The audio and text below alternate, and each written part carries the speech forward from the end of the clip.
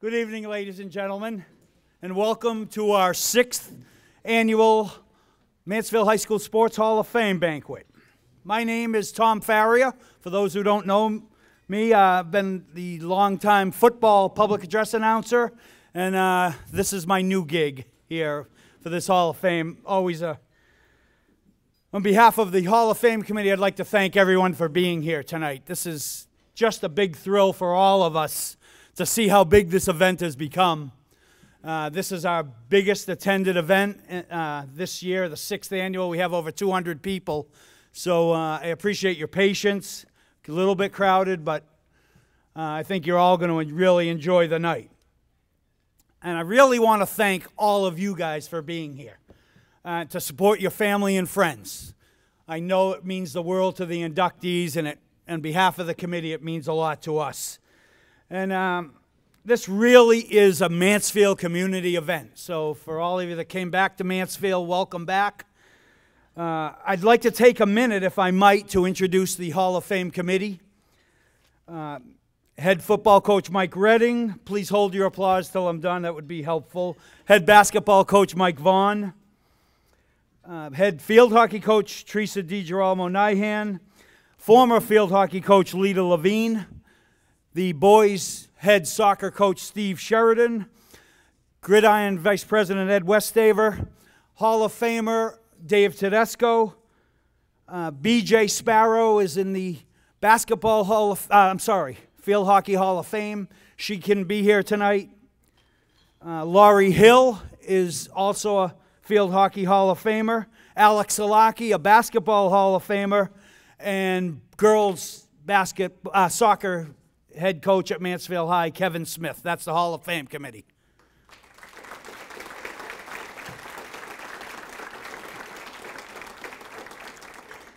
Well, what makes this so special? Well, tonight it's about honoring the past accomplishments of Mansfield High's scholar athletes. But more importantly, all of our inductees have been out of Mansfield High School for at least 15 years. And two of them have been out of Mansfield High School for over 60 years. So what's really important is what those people have become. We're here to honor what they did in high school, but tonight I think you're really going to be impressed with what each and every one of those inductees has become. And you'll hear that from the presenter, of course. The committee tonight is proud to induct 13 new members. 3 new basketball inductees to bring that basketball total to 29 all-time, 15 men and 14 women. Field Hockey Hall of Fame will also add 3 new members to bring that all-time total to 20. And in just the second year of our Soccer Hall of Fame, we'll double the number of soccer inductees to 6 now, 3 men and 3 women. In our longtime Football Hall of Fame, we'll induct 4 new members tonight to bring that all-time total to 122. So we're really proud of that. And finally, for the first time, we'll honor and induct 2 football players posthumously. First time we've done that. And, of course, that in itself makes for an emotional night, I know, for their family. But 2 incredibly worthy candidates. Long-time priority nominees, both former football captains. And as much as we wish they could be here, we're sure they're here in spirit. And hopefully, they're sitting right there. Ralph Zapillo, Kevin Begley. So, how about a hand for our inductees? Thank you. To begin our introductions, I'm going to give you a quick word about our format here tonight. Each inductee has selected a presenter, somebody to present them, say a few words, tell a few stories about the inductee, and of course, most of those stories will be true.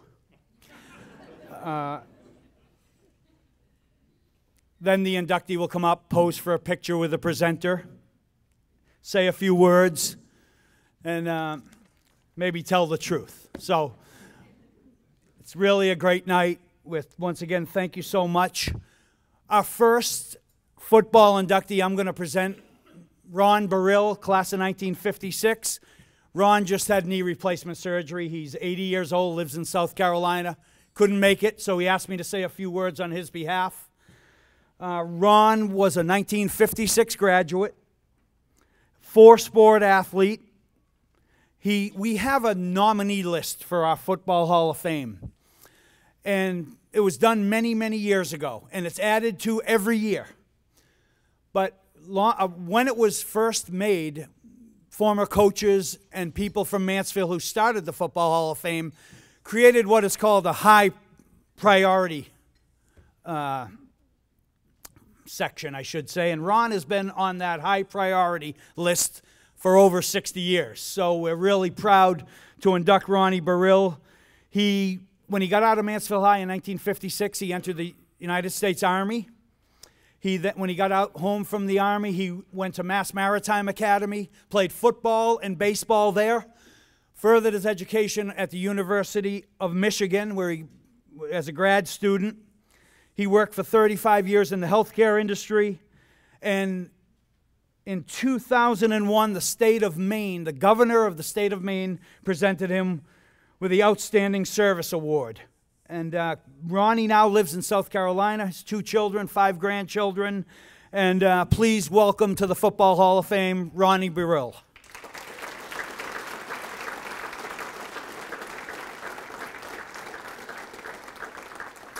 Okay, that's enough from me.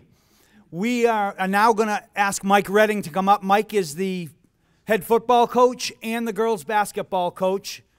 And in both of those capacities, he'll speak now to welcome our football inductees. Head coach Mike Redding.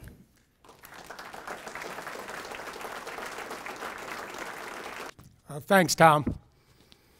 Always get a little bit better reception this night after we beat Foxborough the day before. So I am proud to announce as head football coach, we did beat the Warriors 28-20. Great game yesterday. That makes 9 victories in the last 11 years against Foxborough. So the Carvin Trophy is back where it belongs for another 365 days. We had a great year. We had kind of a young team this year, but they really came together. We had seniors, juniors, sophomores all contributing. Finished the year 8-3. Our JV also went 8-3, had a great year. Our freshmen went undefeated for the second year in a row. Our freshmen were 11-0. So we had a great year. We got, I think, great future ahead of us in the program. 75 freshmen and sophomores will be returning, where numbers in the state are relatively down. Our numbers remain strong, and really looking forward to the next few years and making the community proud of our football program. On behalf of the program, the football program, I would like to congratulate the inductees tonight. I had the pleasure of coaching 2 of the 4, but I would like to congratulate the family of Ron Burrill and Ralph DePillo. I didn't have the pleasure of watching them play or coaching them, but all I can say is I've heard so many great things about them as players, as coach in Mansfield, but more importantly, many more things about them as just good people with great character. Ron actually competed against my father, who's here tonight, who's a 56 graduate of North Attleboro High School. So those 2 went toe-to-toe for a couple of years in the Mansfield-North Attleboro rivalry. Moving on to Kevin and Adam. I took over as coach in 1988, and I had the challenge of replacing George Kelly. George is here tonight. Was George sitting? George was coach of the Hornets during the 1980s. Really made the transition very easy for me as he moved into administration. And up to that point, I had coached a little bit in college, but this was my first chance to be a head coach, and I really didn't know a whole lot of what it takes to be a head coach. I was really, really fortunate to have 2 outstanding captains that year in 1988, Kevin Begley and Ross Landers. And Kevin was a great player for us that year as an offensive guard and a linebacker, but his impact on me was the leadership that he provided for the team and the help that he gave me as a young 18-year-old player for a young guy just taking over his first coaching job. And I really believe what happened that year would lead to a generation of great success in the program, and Kevin was such a big part of that as a captain that year in 1988.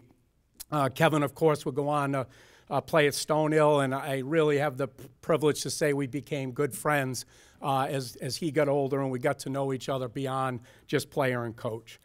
Adam is being inducted this year as well. I had the privilege of watching him play. Really just one of the best linebackers I've ever seen play in my 30 years at Mansfield. I do have bad news. He had this season record for tackles for many years. That record was broken this year. So Adam, you're now second on the list, but still remain high on my list.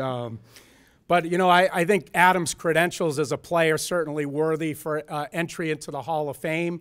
But then you add onto that a great career at WPI, where he also became a captain beyond his captainship at Mansfield, and that just adds to his qualifications. But it's really what takes the cake has been his service to our country. His story will be a unique one, and just amazing the selfishness and self-sacrifice, giving up his future to keep our country safe, doing tours in Afghanistan, and just risking his life for the last decade. You know, most of these inductees will come up and say they're proud to join the Hall of Fame. In Adam's case, we're certainly so proud to have him become a part of our Hall of Fame for what he's done as a player, student, but more importantly, what he's done as a young man, as a soldier for our nation. So just a great class of inductees. You'll hear their stories here in the next few minutes, but on behalf of our program, we congratulate them, and we're honored to have them join our Hall of Fame. Thank you.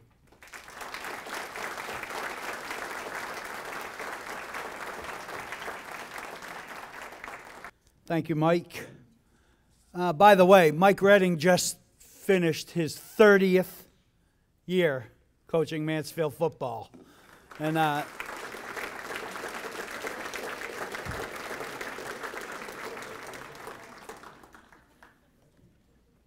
think that's pretty great. Thank you for that applause. To present Ralph DiPillo Sr., please welcome a Hall of Famer himself, Mr. Paul Faria.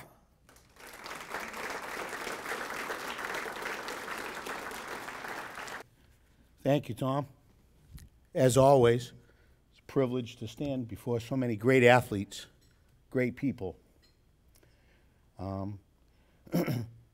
Truly humbled by that, and thankful to my cousins for giving me this opportunity to talk about my cousin Ralph. You know, he wasn't only a great football player, he was a great guy. I'll start with the football part. Not that it's not important, but in the big picture, the man was more important. He was the co-captain of his team with Ron Gentile, and in 1960 he made the All-League Boston Globe team, along with the All-District Attleboro Sun team.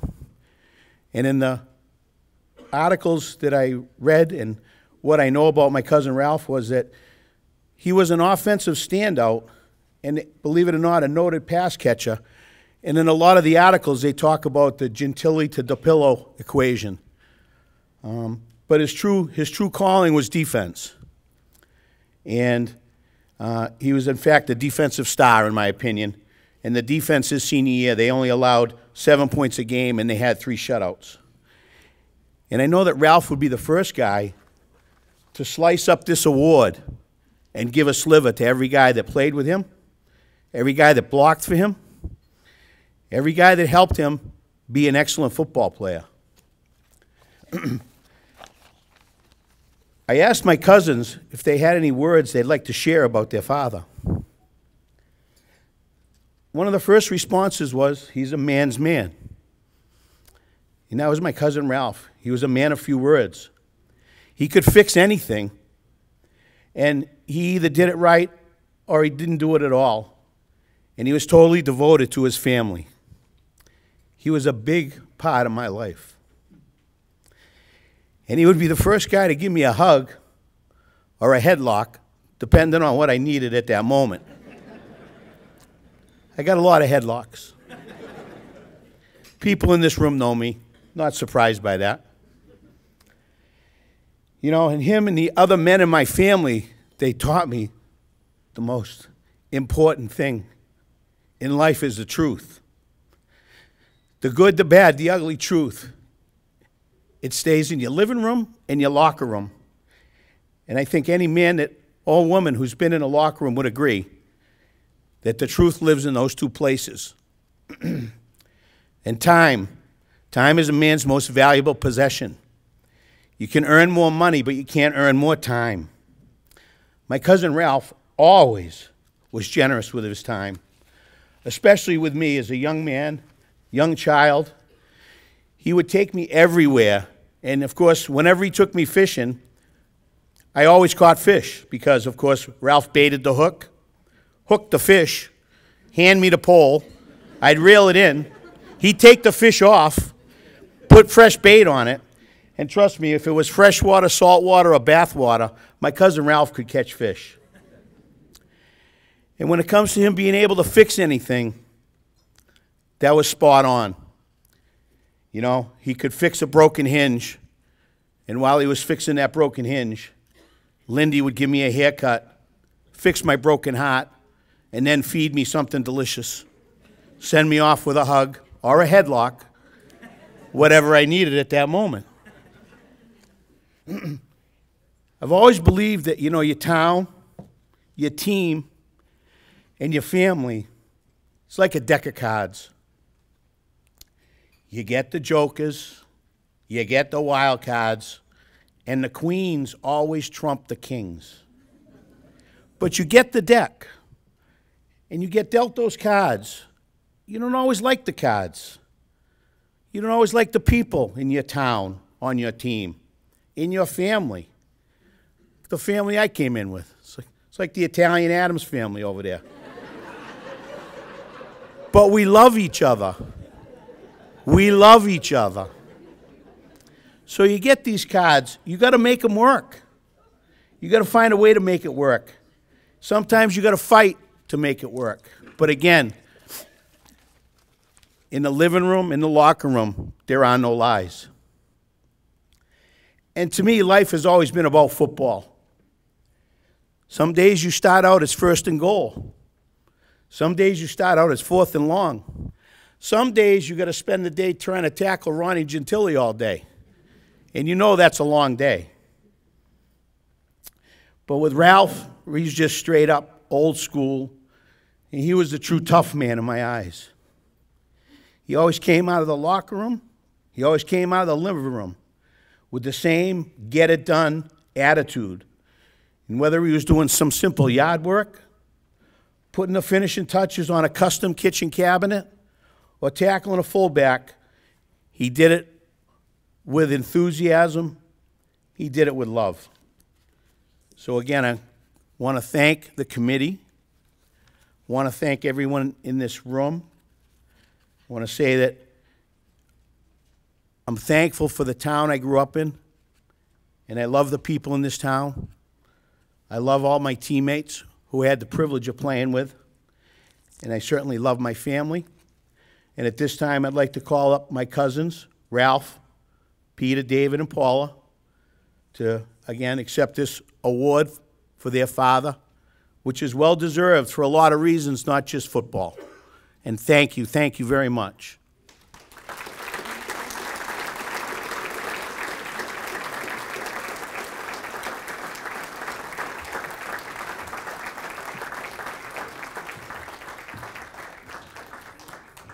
Thank you, Paul.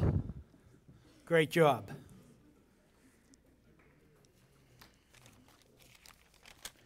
Okay, doesn't get any easier.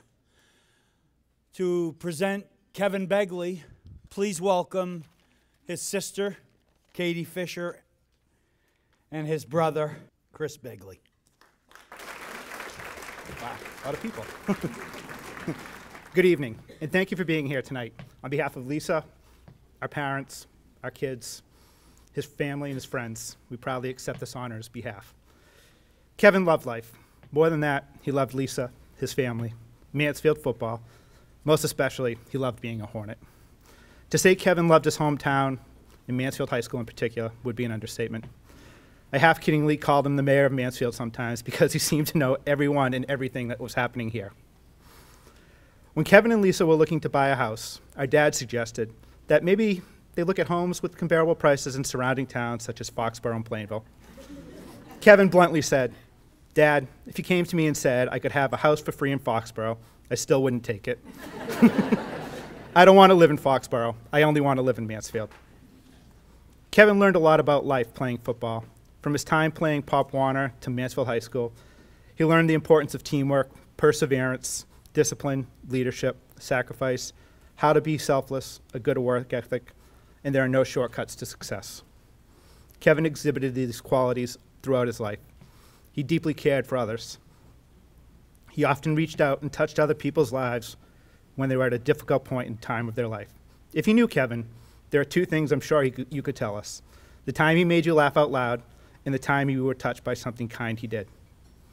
Vince Lombardi once said, "The difference between a successful person and others is not a lack of strength, not a lack of knowledge, but rather a lack of will." Kevin never lacked will. As a center on offense, linebacker on defense, or running down the field on special teams, he never once sought out the spotlight. Kevin never wanted to come off the field. One time during a game, he smashed up his right hand. He proceeded to tape it up and continued to play center because, frankly, there was no one else that had experience snapping the ball. Speaking of hands, it should be noted that his favorite QB was Tony Scapp because he had soft hands. Kevin might not have been the most talented player on that '89 team, but he always gave it his all while on the field. Kevin always had the dirtiest uniform on the team, but as Mom said, several washes did the trick in getting it clean. When Kevin, Ross Landers, and Dan Sarah were named captains their senior year, he went out and got his ear pierced. Of course, he didn't tell our parents. One day after practice, he complained that his ear was really hurting, and it might be infected from the earring. How did he get that infection? Well, he never took out the hoop earring and was wearing it under his helmet. And I'm sure him sweating profusely didn't help matters.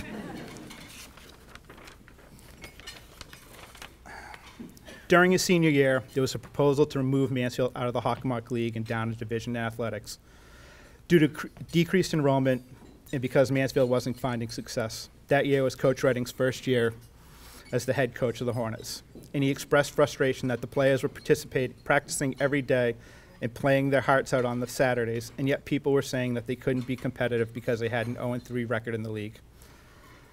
A newspaper article said the most common theme raised by those opposing a departure from the Hawk was the values imparted by playing the game over the value of having a winning record. At a packed meeting to vote on the issue, the story went on to say that no one expressed that more eloquently than football captain Kevin Begley, who hobbled up to the podium on crutches with a prepared statement in hand, only to break down after a few minutes. The proposal was rejected, and in the coming years, the Hornets became a juggernaut. After graduating MHS, Kevin went on to play for Stonehill, but you could still find Kevin on the sidelines watching his beloved Hornets. He took great pride in all their success, and when they were competing in Super Bowls, he'd be in the stands cheering them on. Kevin's passion for Mansfield was undeniable. He was buried in his favorite shirt, which reads, "Mansfield, Massachusetts, the center of the universe." The Hornets logo is also etched on his tombstone.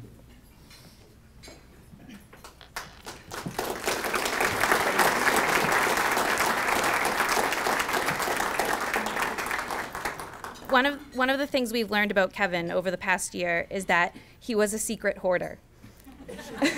He saved everything, including paperwork from when he bought his class ring, cards, movie tickets, concert tickets, receipts, etc.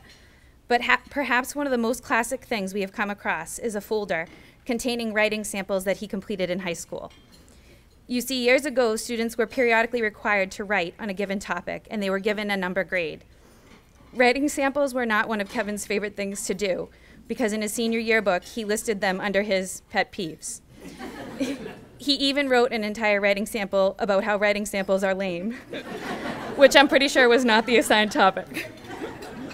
However, as much as he disliked doing them, reading them 28 years later provides some great insight onto how he thought about things. Not surprisingly, football was a topic of choice on more than one occasion. He wrote about the success of the football team in his early years of high school that came under the direction of great coaches such as Ron Reardon and George Kelly. He wrote about his ambition to play linebacker for the New York Giants and his desire to play alongside some of his idols like Lawrence Taylor and Harry Carson. In one sample, he shared a dictionary definition of success as a favorable result that one has tried or hoped for. He went on to say that he thought of success as reaching a wanted and very much desired goal. Success was not only achieved with awards, but also by learning from your failures. And that to be successful, one needs to give 100% effort to something they love doing. Kevin gave that effort in all aspects of his life. He will forever be remembered for his love of family, his sense of humor, his friendship, and his acts of kindness. When Kevin was a kid, he had a poster on his bedroom door that said, "A legend in his own lifetime." To all who knew him, he truly was, and this honor tonight only adds to his legendary status. Once again, thank you for this humbling distinction.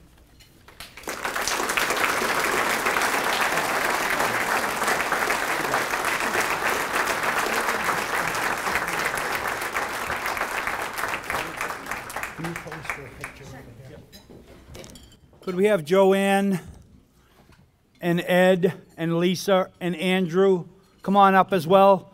Kevin's fiance, his mom, his dad, his stepbrother.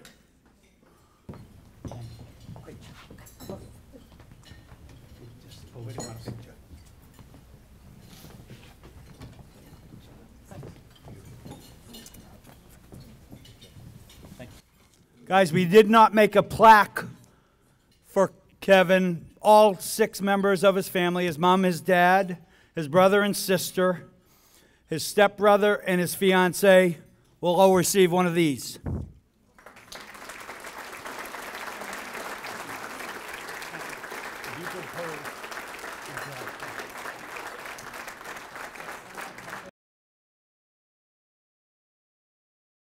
To present Adam Young, please welcome his dad, Barry Young.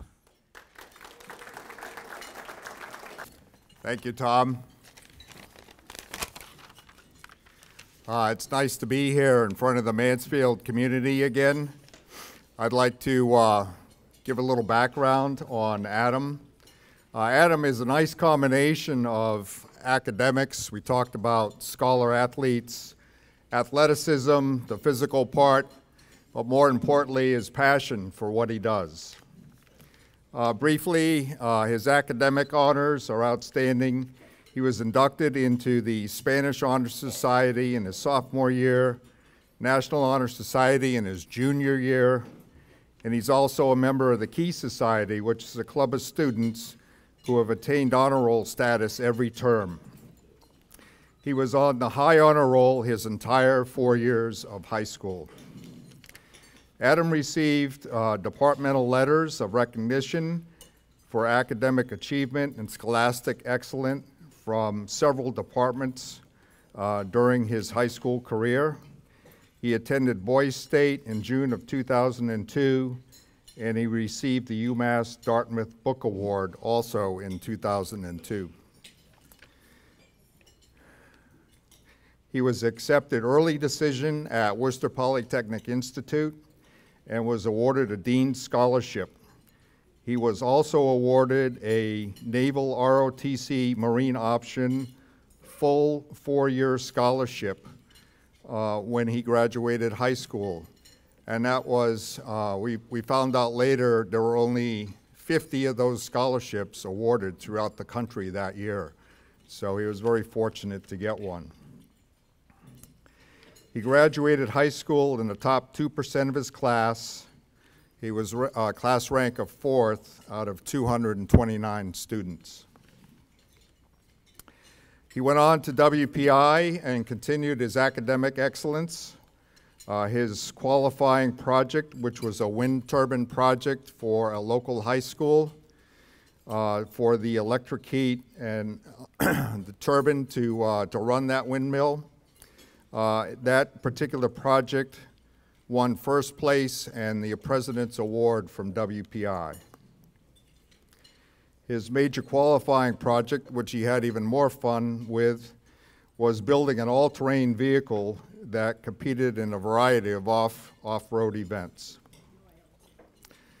And here's the thing, I'm a WPI graduate myself, and I was one of those who majored in beer and cribbage and was always on double secret probation, if you remember that line from the movie. Adam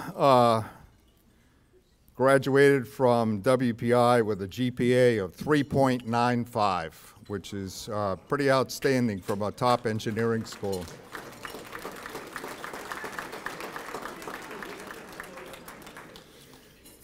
I think if you do the math, that means he had like one B and all the others were A's in his 4 years there. Moving on to the athletic part, Adam played football for 4 years in high school, and he also played lacrosse for 3 years and was part of the first Mansfield lacrosse team. In football, Adam was captain of the JV defense. He was named Defensive JV Player of the Year when a sophomore, was twice recognized as Defensive Player of the Game and twice as Special Teams Player of the Game. He received honorable mention in the Sun Chronicle All-Star Team in 2001, and he received a varsity letter each year beginning with his sophomore year. At graduation, Adam held the all-time single-season tackle record with 91 tackles in a single season, as well as the career best tackle record with 191 tackles. And as we heard tonight, we had to write this at graduation, Adam held the record, but it's been surpassed. That's what records are for, to surpass them. During Adam's senior year, he was co-captain of the varsity team. He received 2 hammer hits, was the Thanksgiving Day MVP, and received the Golden Helmet Award. He was an All-Hockomock League selection for the Sun Chronicle All-Star Team in his senior year, and he was inducted into the National Football Foundation Hall of Fame on May 12, 2003. Upon graduation from WPI, Adam received his commission as a second lieutenant in the United States Marine Corps. He was an honor graduate and academic award recipient at the basic school, which is the school he attended for 6 months at the beginning of his Marine Corps career. The basic school was a school, lasted 6 months with criteria for evaluation of your physical ability, your academic, mental ability, and your leadership ability. And out of 200 fellow lieutenants, Adam graduated first in his class. He got his first choice as his military operational specialty as an infantry officer, and he's done deployments to Iraq as a rifle platoon commander, and one to Afghanistan as an embedded training team advisor working with the Afghan National Army. He's a recipient of the Naval and Marine Corps Commendation Medal with Combat Distinguishing Service for Valor in Combat, and 2 gold stars in lieu of a 2nd and 3rd award. He's a recipient of the Marine Corps Combat Action Ribbon, a distinguished graduate of the Expeditionary Warfare School, captain level professional military education, and he graduated from that school in the top 10% of his class. Adam was recently promoted to the rank of major and currently serves as the Operation Officer for Advanced Infantry Training Battalion at Camp Lejeune in Jacksonville, North Carolina. So at this time, I'd like to turn the program over to Major Adam Young.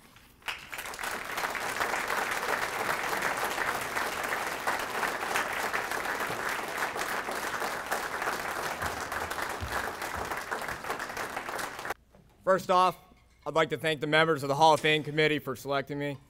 You know, when I saw an unknown 508 phone number calling me back in July, I figured it was a telemarketer, as I don't get too many unsolicited phone calls from up here anymore. I was surprised to find Tom Faria on the other end of the line, and absolutely shocked to hear him explain that I had been selected as an inductee to the MHS Sports Hall of Fame. Now, I thought of some of the outstanding Mansfield football players on the Hall of Fame list, such as Amari Walker, Kerry Taylor, Dave Sullivan, Joe Todd, Fred Vallette. These were the guys that I grew up watching on Memorial Field when I played Pop Warner. And then there are guys that I played with in high school.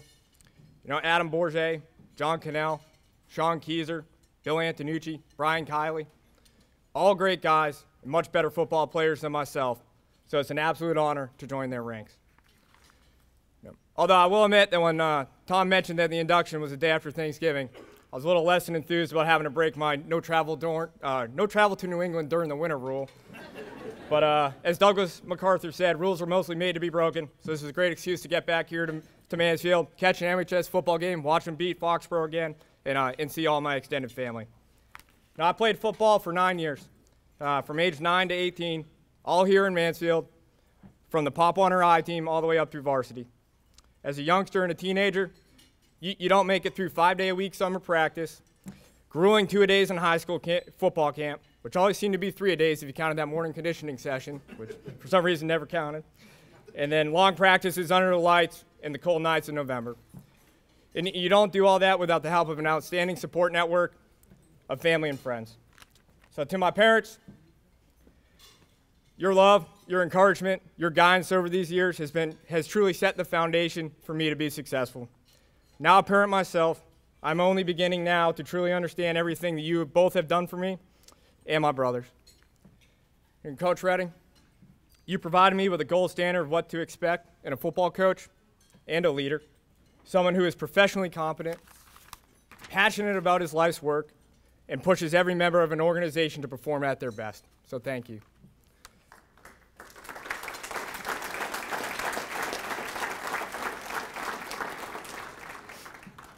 To my brothers and friends and teammates, it's been a wild and crazy ride.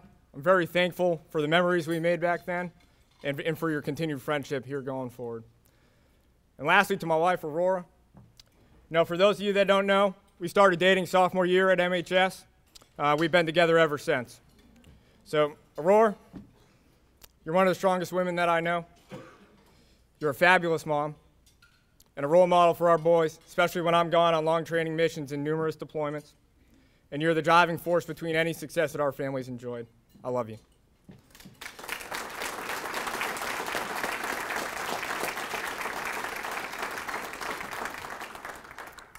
You know, I thoroughly enjoyed playing football growing up, but I knew it held no future for me. While you can get away with being a 5'11", 180-pound middle linebacker with a 5-second 40-yard dash in high school, you're not going to continue to be successful at the college or professional level. And you know what? Having played MHS football alongside some of my best friends, with an outstanding coaching staff, and a community behind the program such as we have here, I believe playing anywhere else would have been a letdown anyway. While the gridiron success of former players at the collegiate and professional level may be one measure of success of a program, a more important metric, in my opinion, is the foundation of character a program instills in its young players. I credit Mansfield football with teaching me a number of valuable life lessons: physical and mental toughness, teamwork, commitment, responsibility, time management, resilience, leadership, and dedication to something greater than myself. Now, these are all values that I put into practice every day in my current profession as a Marine Corps infantry officer.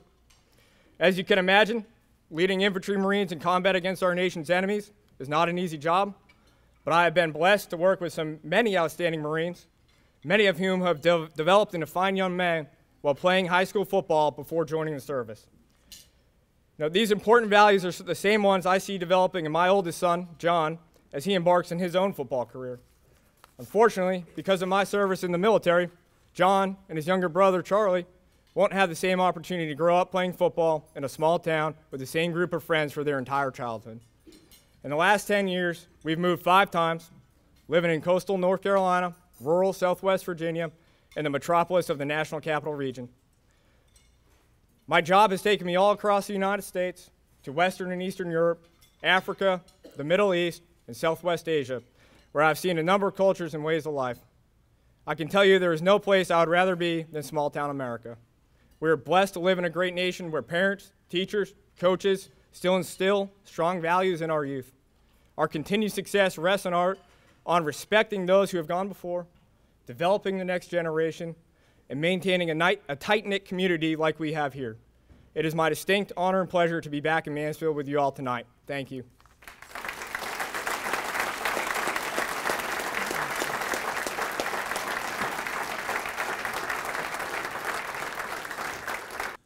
Well, that concludes the football portion of tonight. But let me just say, it seems like every year I say this, but when we are inducting majors in the Marine Corps, this Hall of Fame just got a hell of a lot better. And because of people like Ralph DiPillo, Kevin Begley, Adam Young, Ronnie Burrell. Okay, we're going to move right on to basketball before we eat. I'd like to call Mike Redding back up, as he is the head girls basketball coach, and he'll like to say a few words for our one girls basketball inductee. Mike Redding.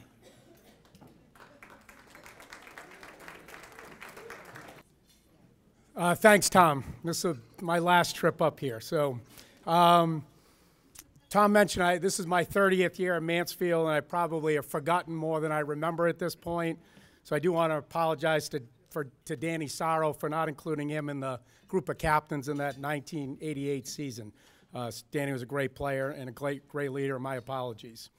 I'm now changing hats to girls basketball. We start Monday. Mike and I will begin practices Monday afternoon. Just on behalf of the girls basketball program, we've had really a great few years.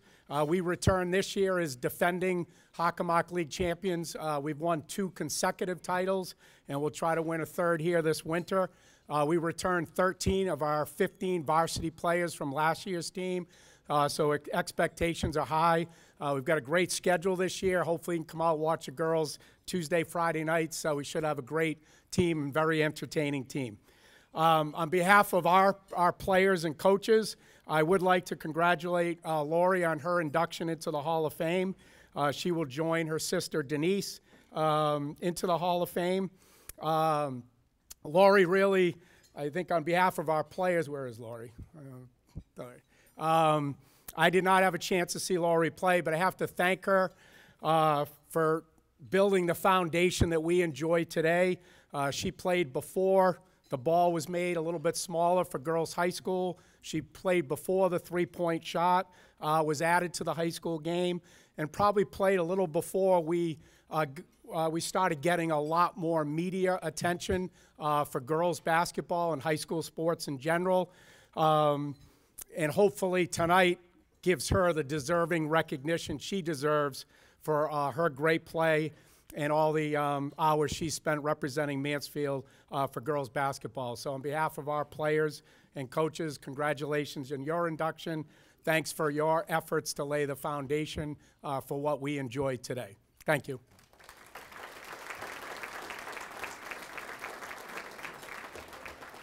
Okay, to present Laurie Fournier Johnson, please welcome 2 Hall of Famers here, coaches from Mansfield High, Alex Salaki and Miss Leda Levine. Thank you, Tommy. Can everybody hear me okay? I was extremely honored to be asked by Laurie to join with Leda tonight and present Laurie for Hall of Fame induction. I was Laurie's coach during her sophomore year on a team comprised of a bunch of juniors with 1 full year of experience under their belts and a few seniors who were committed to having a successful season. Sort of in reference to what Mike Redding was just saying, at that time, the MHS girls b-ball team had probably won no more than 4 games in any specific season over a lengthy time period. Laurie came along at the right time. and her style of play blended in with the talents and determination of the veteran players. Laurie's abilities, from my perspective, were very reminiscent of a great Celtic named John Havlicek. She was always moving, always around the ball, always willing to drive to the basket and absorb contact, always paying attention to the fundamentals and the details of the game, never letting mistakes distract her, and always committed to playing team basketball at both ends of the court. That team won 8 games, which was a huge accomplishment for MHS girls hoop at the time. And that team was ready to take the next step. And that next step involved Leda.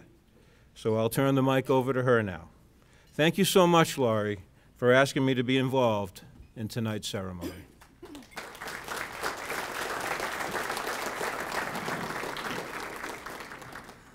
Thanks, Alex. And now to Laurie's second 2 years as playing basketball. As a junior, her team was awesome. They had 1 loss going into the last game of the regular season, and that was against Oliver Ames. And the last game of the regular season was against Oliver Ames. And of course, we lost again, but we only lost by 3 points. And we made it to the tournament. So we get the tournament, first seeding comes out. Guess who we're playing? Oliver Ames, first game of the tournament. So we go to Oliver Ames, we played him again. We took him to overtime, but we lost. But that was it. In her senior year, Laurie learned what leadership was, and she took it to a new level, and she led the team to another successful basketball season. Laurie was special to Mansfield High School basketball. She brought a tall, lean, and athletic body to the court. With the speed and strength that she got from 4 years of track, and from the endurance and the teamwork that she got from 4 years of playing field hockey, if you add to that her ability to shoot the ball and to play defense and to run the entire court, Laurie became a very good basketball player. Then add her dedication, her motivation, and her love for the game, and Laurie became an excellent high school basketball player. Alex and I are very proud to present for induction into the Mansfield High School Athletic Hall of Fame for basketball, Laurie Fournier Johnson.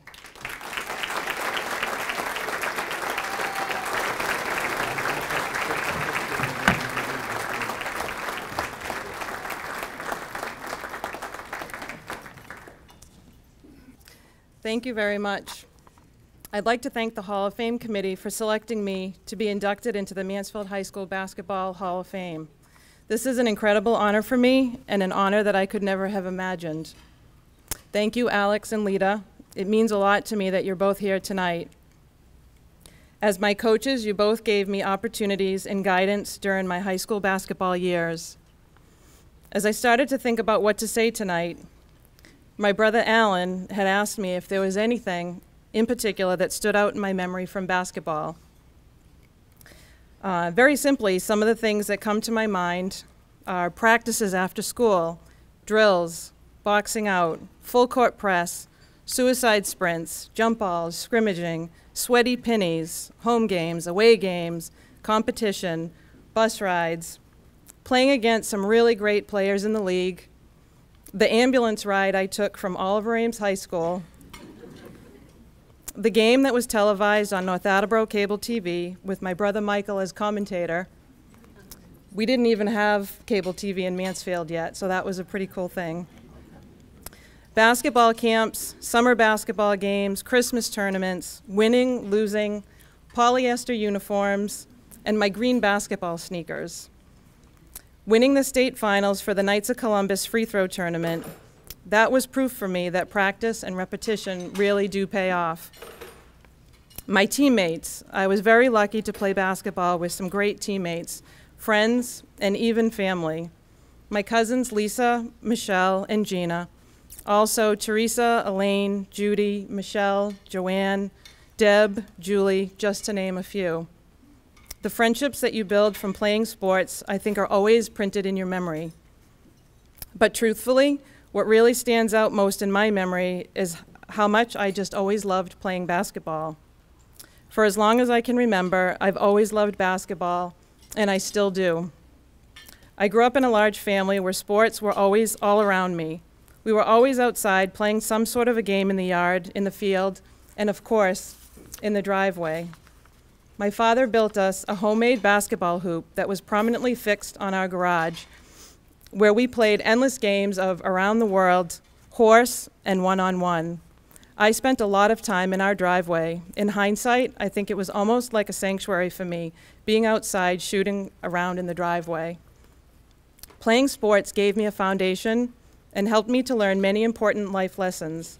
I learned to have confidence in myself, the importance of working hard for what you want, discipline, leadership, teamwork, dependability, to always do the best you can, and to never give up.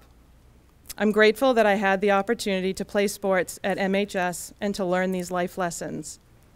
My hope is that all kids have the opportunity to pursue what they want, whether it's a sport, music, art, dance, or theater. To have the chance to build friendships and to gain confidence from working hard to reach your personal best while doing something that you love to do. To learn the life lessons that can carry through to your adult life. Thank you to my brothers and my sister, Alan, Michael, Denise, Glenn, and David. Thank you for always being there for me. And a special thank you to my sister, who has always been my role model. She set the standard for what I've always tried to reach in both sports and in life. Most importantly, thank you to my parents, who made sure that all 6 of us had everything we needed and that each of us had the opportunity to do the things that we wanted to do. My parents have, without fail, always believed in me, supported and encouraged me, and instilled in me to always do the best you can, and no one can ask for more. Lastly, thank you to my husband, Brian, and my son, Adam. Neither of you were around back in the day, but thank you for being here with me now. Brian, thank you for letting me convert you into a basketball fan. It's a whole lot more fun watching the Celtics with you. And Adam, it's my greatest privilege to watch you grow up and to see you explore and experience all the things that you do, from karate, piano, and fishing, to baseball, soccer, basketball, and track. Thank you all very much for this incredible honor tonight.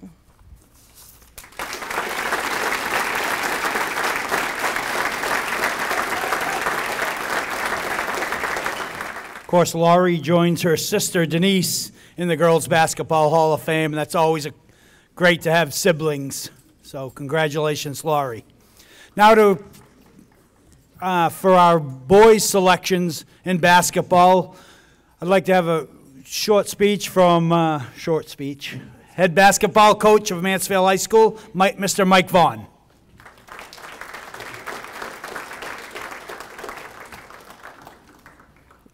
Good evening. On behalf of the boys basketball, I'd like to congratulate all the inductees, especially Billy and Jack. With Billy, I was probably minus 25, and with Jack, I was 4 years old when you played. So I don't know much about the playing days, but it will be great to hear the history and the information of what's gone on. I am starting to get to the threshold of being closer in age to the inductees as opposed to my players, which was not always the case.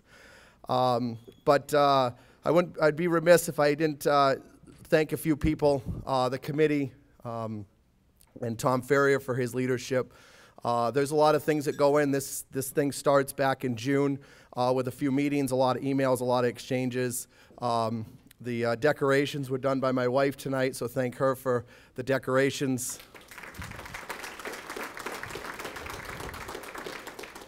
Nicole, Mr. Redding's wife did the booklet, so since it's going on cable, we'll make sure we give her a shout out as well.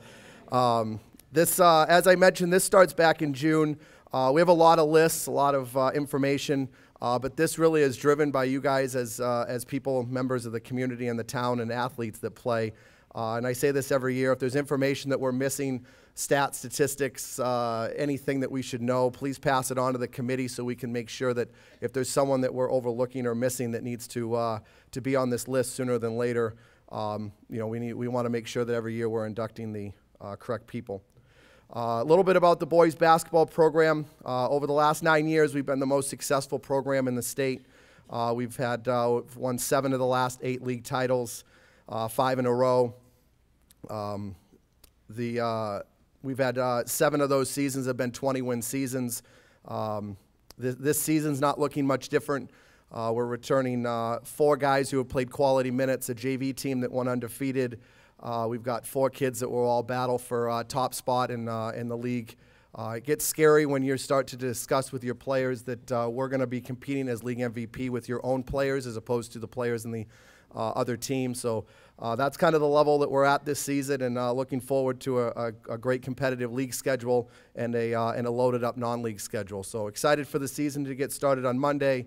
If you guys get a chance to come out and watch either us, the boys program, or the girls program, it's definitely a great Tuesday and Friday night. It's a great night for a date night as well on a Friday night. Come watch a game, pay $5, go down to one of the local pubs, grab a few beers, and call it the perfect night for under $20 a person. So congratulations again to everyone, and thank you.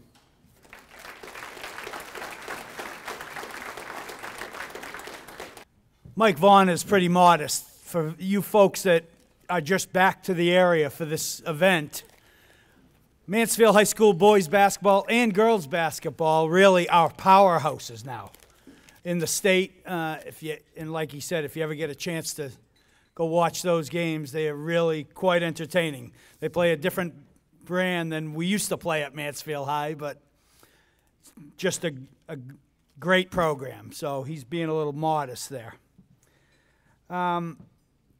Okay, our next inductee, Billy Reynolds.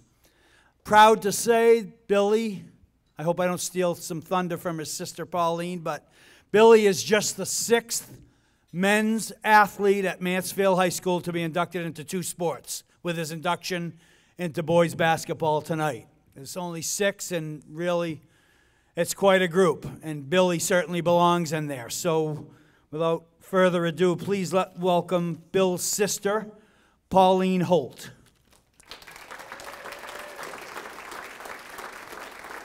My introduction will be very short, but it is full of love.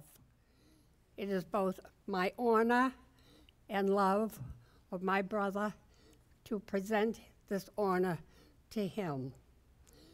His wife Pat and their family, my husband Bob, and my family are all very, very proud to be here to celebrate this wonderful award on this wonderful evening.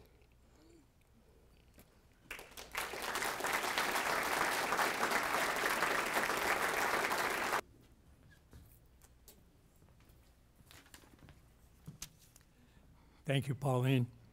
Good evening, everyone. I'd like to thank the Mansfield Hall of Fame Committee for doing such a wonderful job in making everyone feel part of the process. It's a wonderful thing that you're doing. I'd also like to congratulate all the other people who are receiving their awards tonight. They certainly all deserve it, and it's nice to see it happen. I also like to thank my family and friends. My 3 tables here are full of family, and my friends out there that I haven't seen in a lot of years, and it makes me feel good to welcome them back. I'd like to thank my sister Pauline for my introduction. She kept every single article ever written about me or Mansfield High School, filling 5 scrapbooks. And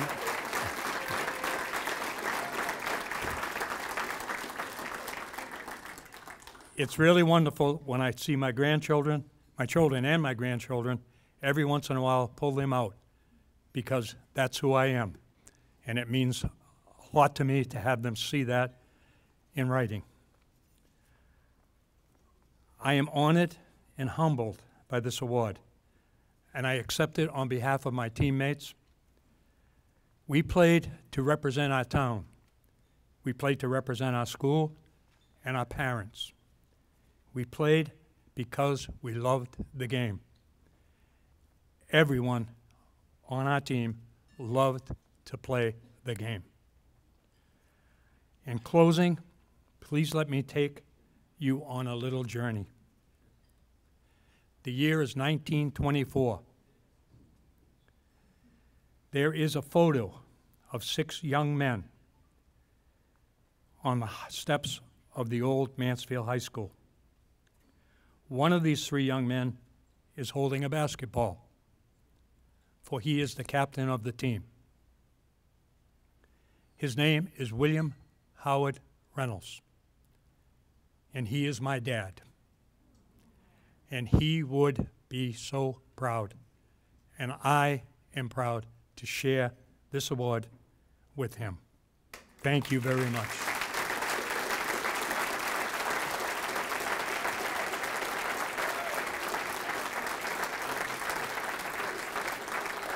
You know, before Bill leaves, I'd just like to tell a little story. Bill's high school baseball coach was Bill Sullivan, and Bill sends us a check every year for $45, and when he feels up to it, he comes. He couldn't make it tonight, can't sit, he's 89 years old. But he called me to tell me, you know, thank me for inviting him. Can you imagine that? Bill Sullivan's in our Football Hall of Fame. He should be in our Everything Hall of Fame. But he had the pleasure to coach Billy Reynolds and Ron Burrill in baseball. He called me yesterday to tell me he couldn't make it. And he said, Tommy, we had a hell of a team in 1956. You know, mind you, he's 89 years old. We had Bart Jackson, who was our pitcher. Bart is here tonight.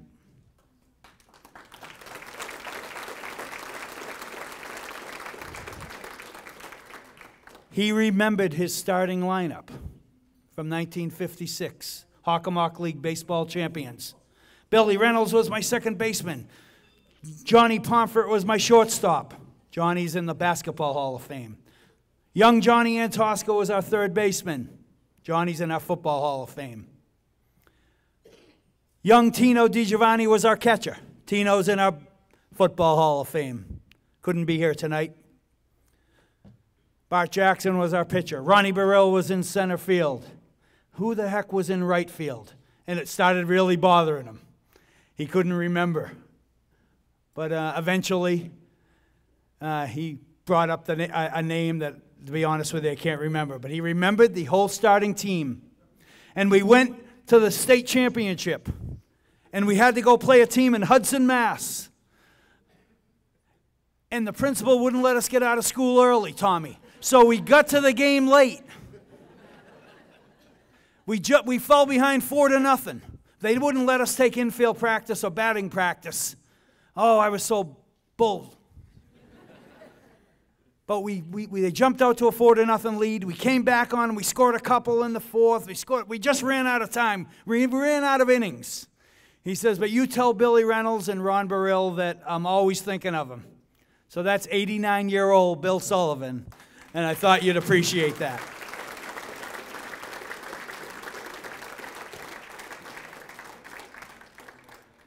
Okay, we've got one more Hall of Fame induction before we stop for a while and have our dinner.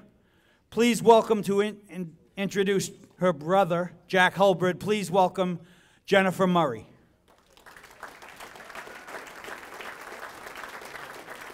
Well, if I had known I was going to follow Bill Sullivan's shoes, I probably would have had a little more to say. I grew up down the street from the Sullivan family and walked to school every day with one of the girls, so that was very meaningful to me to hear that. But thank you all for being here to help honor all these wonderful inductees tonight. I first wanted to share with everyone how fitting it is that Jack's being inducted this year. It was just last year that my father was posthumously inducted to his high school Hall of Fame in Northern Vermont, so that was a very special occasion for us. Like Jack, my father was a 3-season athlete, but like Jack, basketball was really his big sport. So he would be very proud to be here tonight, as we were last year. It's funny, when Jack first asked me to introduce him tonight, of course I said yes immediately. I was very honored and thrilled that he would ask me. But it really wasn't until last week that I started to think about what I would say. And surprisingly, I really didn't remember much about Jack's high school career. Even though I was there on the sidelines as a cheerleader, a lot of the details escaped me. What I remember more, like Lori, were the driveway basketball games that were played on Cottage Street with friends like Pat Begley, David Dion, David Fournier. Honestly, it was a day or so before I really realized why I didn't remember much. Because it just really wasn't a big deal then. It was something that he did, not who he was. As a competitive and probably jealous sister at times, what I do remember, and some of you will remember, was that it seemed like his picture was in the paper every week, either the Sun Chronicle or the Mansfield News. And it seemed like he was all hawk all the time. In fact, what I learned in my research for tonight was that he tied the record at that time for second in all hawk recognition, with 3 nominations for track and 2 for basketball. Really, Jack? But not unlike how things are today, his success on the court was not a big deal at home and didn't seem to be a big deal to him. So that's pretty much it. It was just one part of who he was. It didn't define him. He worked hard and was incredibly dedicated, but was modest about his achievements, whether as a 2-time captain, all-hawk, or leading scorer in any given game. The input I did get from others in preparing for tonight tells the same story. Frank Luby reminded me that he played on the JV team as a freshman. He was also named captain for track and basketball in both his junior and senior years. Not bad. That was back in the day when you could be a 3-season athlete and you didn't have to start on one sport when you were in 3rd grade. One coach described Jack as an aggressive player who made the most of his abilities and made his teammates better because of his unselfish approach to playing. That's true. Jack was quietly dedicated, hardworking, tenacious, and selfless as a player. Many of the same characteristics that make him who he is today. Please join me in congratulating my little brother, Jack Hulbert, into the Mansfield High School Basketball Hall of Fame.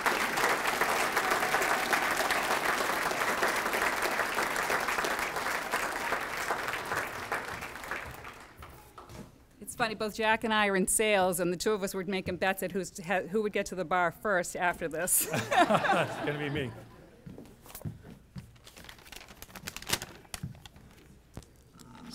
So thank you, Jen. Can people hear me? Thanks, Jen, for those kind words and your support and encouragement all the years since we managed our way out of the cradle. Thank you to the Hall of Fame Committee for this great honor. I'm truly humbled. And thank you for the many coaches and teammates who believed in me and made me better. All right. I'd like to accept this award in memory of my dad and all those parents out there that support their kids in sports. My dad was a fixture on the stands and in the sidelines like many of you. Never missed a game. As Jen said, he was inducted into his high school Hall of Fame last year, so as always, I'm proud to be following in his footsteps. I leave you with a final quote from Larry Bird. He once said, "I've got a theory that if you give 100% all of the time, somehow things will work out in the end." And tonight is proof that he was right. Again, I want to thank the committee for this great and humbling recognition, and I want to thank you all for coming this evening. Have a great night.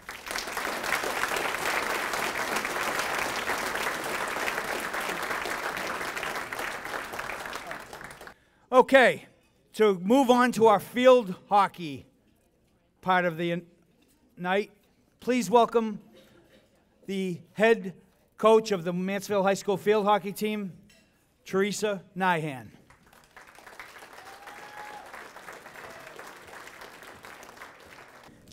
Thanks, Tom. Well, congratulations to all the inductees, and just a special shout out to my teammate, Laurie Fournier.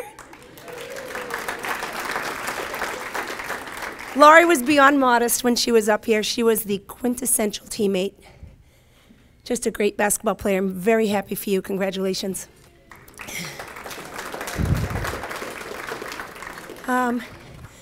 Just a quick thing about field hockey. So I thought I was putting the Macy's Day Parade on yesterday, and Kelly Ripa was on TV. You know Kelly Ripa, size 0. And she's talking about field hockey. And like everybody, she's ripping it to shreds, but she was doing it on TV. So she was saying, like most people do, I just don't understand it. And the thing about field hockey now, compared to when our inductees played, there have been some really fantastic rule changes to the game. So the game is, I don't know, maybe pulling a little plug for it a little bit, but certainly a bit more of a spectator sport than it used to be. So for those of you who haven't seen a game in a while, come on out there next fall and you'll be in for a treat. The Mansfield field hockey program is in pretty good shape. We have a real ambitious, hungry group of freshmen and sophomores, so things are looking very good for our program. As for our inductees, I want to congratulate Amy and Kristen, who are both here tonight, and Chris, who's not, and I'll let the other people do the talking. So thank you all. Congrats.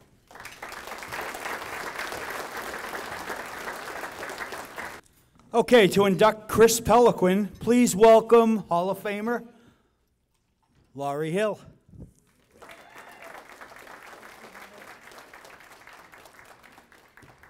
Thank you, Tom. Okay, first of all, I want to congratulate all the inductees here tonight, and especially Amy and Laurie and Kristen and Chris, who I'm going to introduce tonight, but she's not here. Okay. I want to thank the Hall of Fame committee for all their hard work, and especially Tom and Al, in making this night full of special memories for all the athletes and their loved ones. Okay, so now on to field hockey. The first woman tonight to be inducted to the Hall of Fame is Chris Peliquin. She is sorry she could not attend, but many members of her family are here tonight to pay their congratulations. All right, so field hockey, autumn in New England back in the 80s meant field hockey weather. And it also meant the torturous smell of the chocolate factory during practices and the sound of a girl whacking the heck out of the ball. I remember one practice when I was coaching the JV team and we were scrimmaging the varsity. I was a bit concerned that Chris was hitting the ball so hard that one of my kids might get clocked. Leda switched and put her on D against the varsity forwards. Much safer, better choice. But that was Chris. Chris was intense, competitive, and always striving to be better, even if it was just practice. She was a flyer on corners, the player that rushes out kamikaze style to block up the initial shot and goal. She also set up many plays with her hard free hits to Martine DeBow-Palanza and Sherry Speedy Anatea. And I believe she was the first player to execute high scoop passes consistently. Chris was on 2 teams that went to tournament. She was the 1985 MVP and a Hall Hawks selection Sun Chronicle All-Star. She was also a 3-sport athlete, playing softball and basketball. There's not too many 3-sport athletes around anymore these days. Everybody specializes in 1 or 2, whatever. She went on to play field hockey, hoop, and softball at Wesleyan University and was selected for the all-conference team in 1987 and won the Jones Award for Outstanding Achievement in Women's Athletics in 1988. She still holds individual offensive records for softball at Wes. I am proud to honor Chris Peliquin to the Mansfield Field Hockey Hall of Fame, and accepting her award will be her sister Carol. Thank you.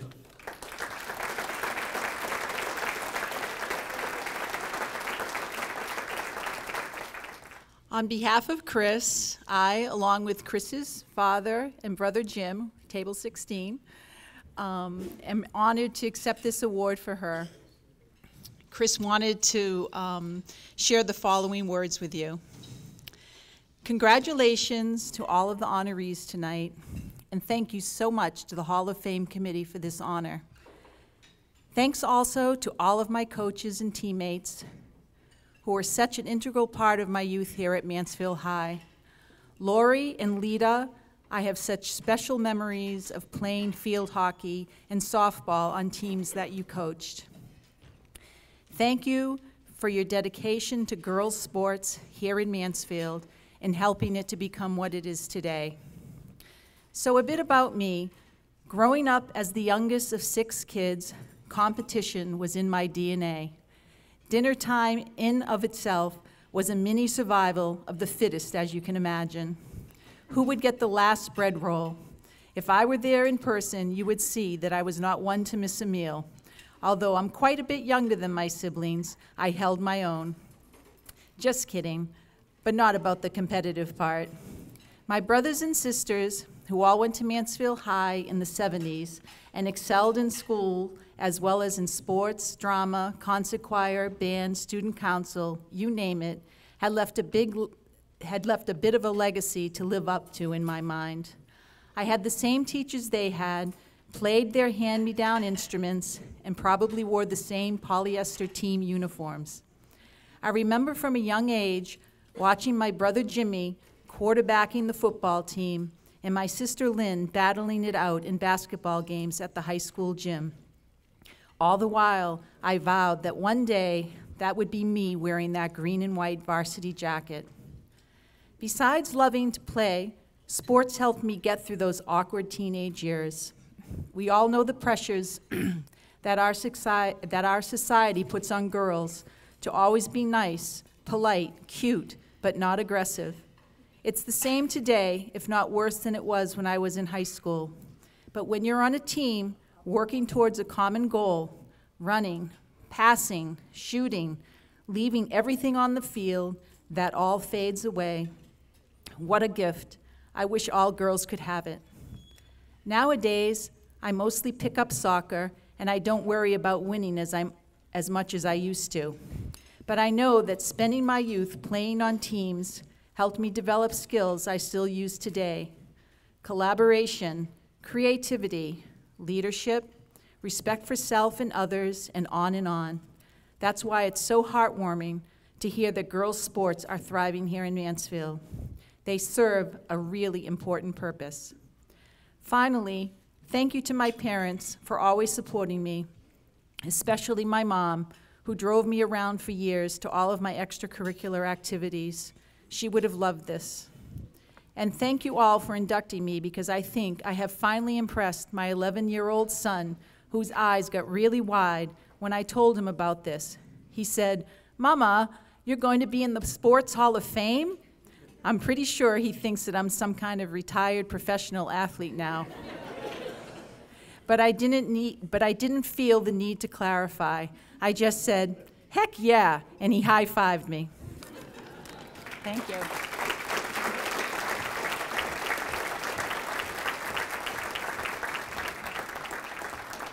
Okay, our next field hockey inductee, Amy Richendaler McGurk. Please welcome her mother, Nancy Richendaler, and her friend, Tammy Coppy, up to the stage.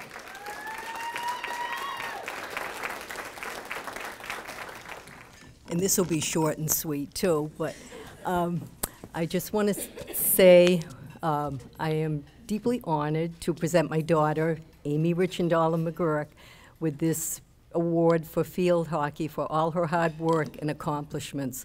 We're all very proud of her.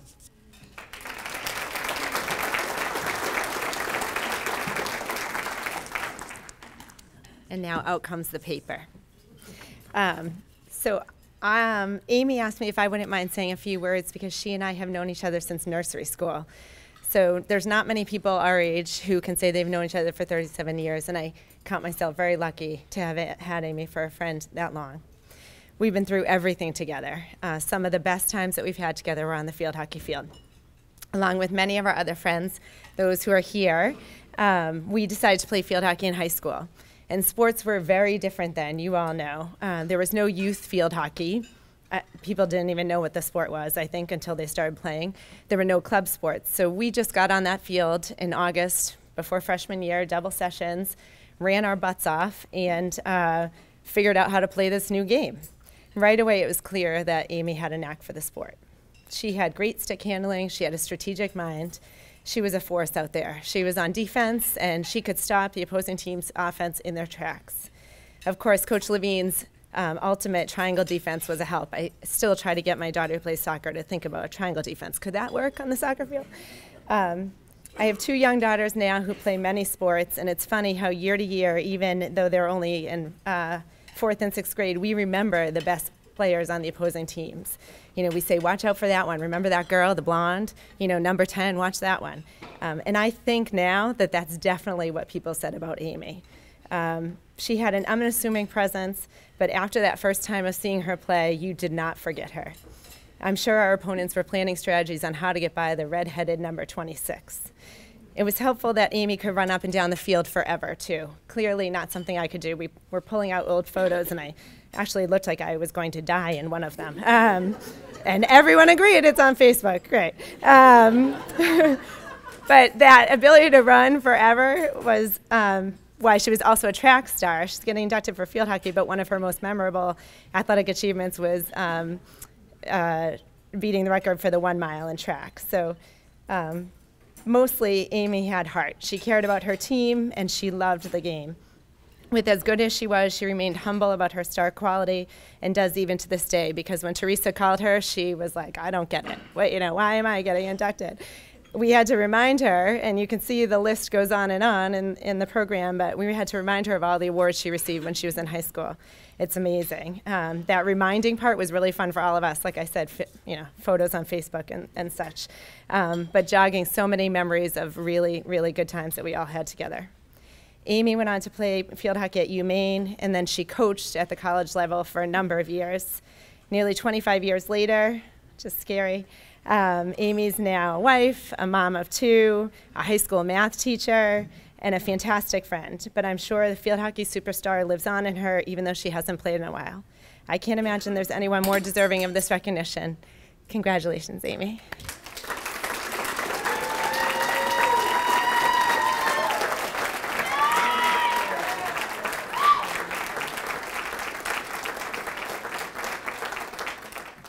Hello, and thank you. I want to thank the Mansfield High School Committee for selecting me for this recognition.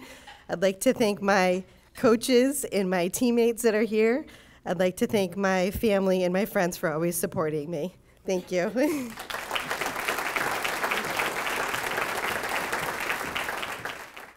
Okay, our final field hockey inductee, Kristen Bonnyman. Please welcome her brother to present her, Dan Bonnyman.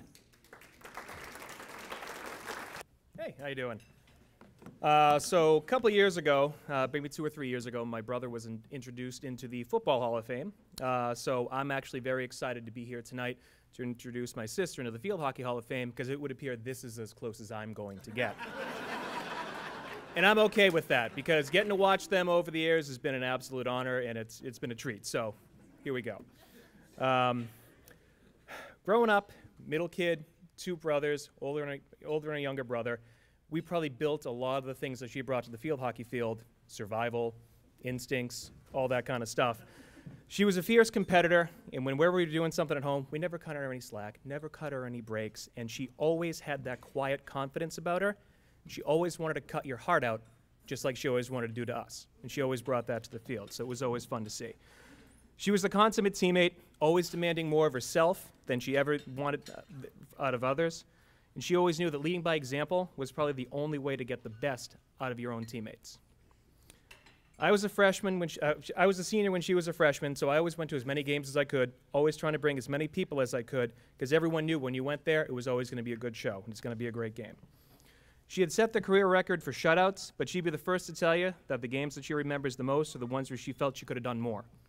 She would shoulder the blame for anything that negatively impacted the team. Her teams were always offensively talented, but she knew if it was a day they only scored a couple, she needed to hold the other team to 1. And if it was a day their team could only score 1, she had to be perfect. But every single day, that's what she set out to do. She always set out to be perfect, worked hard every single time. She was able to shut down entire teams, neutralize their best players, and sometimes the game was already over before the other team even got off the bus, because they knew who they were going up against. I know for myself and for my whole family, it was always an honor and a pleasure to get to go and watch all of her games. So, you know, it was always a bummer when it was over. But it's always fun to go back and think about how, you know, all the success she had, all the fun that she had out there on the field. The shutout record that she set was great, but I'm sure she'd tell you that the thing she was most proud about was 3 consecutive Hawk titles. They say the best reflection of a good player is always the collective success of the team, and based off that, I think you could easily say that her career was a complete success. I'm going to hit you with a story now. You're probably not going to like that, but it's going to happen. So I went to Bentley. She went to Assumption. So when I was a senior at Bentley, she was a freshman at Assumption. She played field hockey, and Bentley and Assumption were in the same conference. They're both in the Northeast 10. So we had a party one night at my room. Whole campus was there as usual. So, sorry, parents. So, as the people coming out, now on my wall, I always had like a shrine. Had all the newspaper cutouts, you know, pictures of my brother, newspaper articles. Same thing for my sister. High school stuff, college stuff, whatever it was on my wall. Huge shrine, everyone could see it. One night, half of the field hockey team walked in from Bentley. Now, not too long before that, the Bentley field hockey team had themselves like some ridiculous winning streak or something like that. My sister's team broke that winning streak. So, not really a fan of my sister, which is fine. So I walk into my room, and there's the entire field hockey team staring at this shrine on my wall. And they're all looking angry. Like, no one's happy. They all know who this is. And they're like, what is this? They're like, do you know her? I go, yeah, it's my sister. You want to meet her? Didn't she just beat you guys? So for me, I think that was probably the proudest I was up until that point, just seeing that collective, I guess you could call it hatred, but it was a sign of respect. It was a sign of respect because they didn't want to play you, and you always gave your best, so I think that's probably the thing that stood out the most. So congratulations. It's an honor for you to be inducted into the Hall of Fame. Come on up.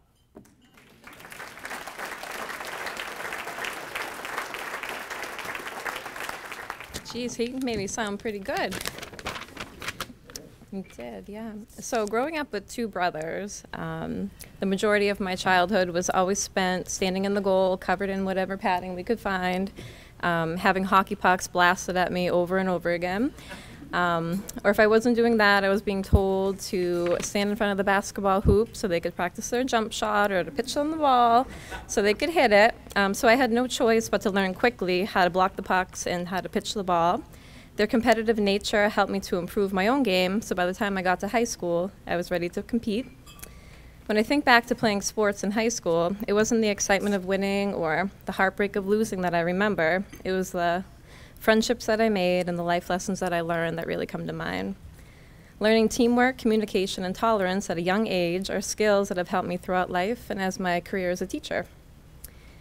Thank you to all of our coaches who spend so many hours of their free time not only teaching us how to play field hockey, but teaching us how to be good people. Field hockey came second to giving back to the community, helping others, be a good role model, and being a teacher myself, I can now appreciate the time and effort that goes into working all day and teaching kids, and then willingly wanting to spend time with them after school, because that's not an easy gig, so thank you for doing that. Thank you to my parents and my family who are here tonight for supporting anything that I wanted to do, except for the time I wanted to be a cheerleader. That didn't go over very well. They never missed a game throughout high school and through college, and that wasn't easy with having 3 kids who were playing sports all the time. Thank you to Mr. and Mrs. Price, who are also here tonight, for always supporting us and going the extra mile, for getting us into the gym at Wheaton in the summers to train, and to traveling to endless tournaments to see us improve. And just because high school sports ended didn't mean their support did. They were always there throughout college, and they're just as supportive today as they were so many years ago when we first met. Sports really helps to develop your self-esteem and self-worth, and I see the excitement and the sense of belonging my nephews have, who are 8 and 10, who are playing sports now, and they get so excited to play, and it reminds me of why I loved playing so much when I was that age. So thank you for this honor, and I'm sure I'll be back soon when Dan gets inducted to the Hall of Fame. Thank you.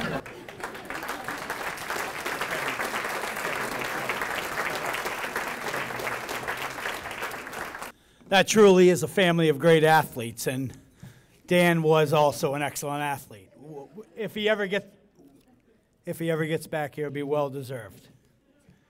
Okay, The final sport of the night is soccer. And to say a few words, please welcome the girls' assistant varsity coach, Rob McDonald. Can you all hear me?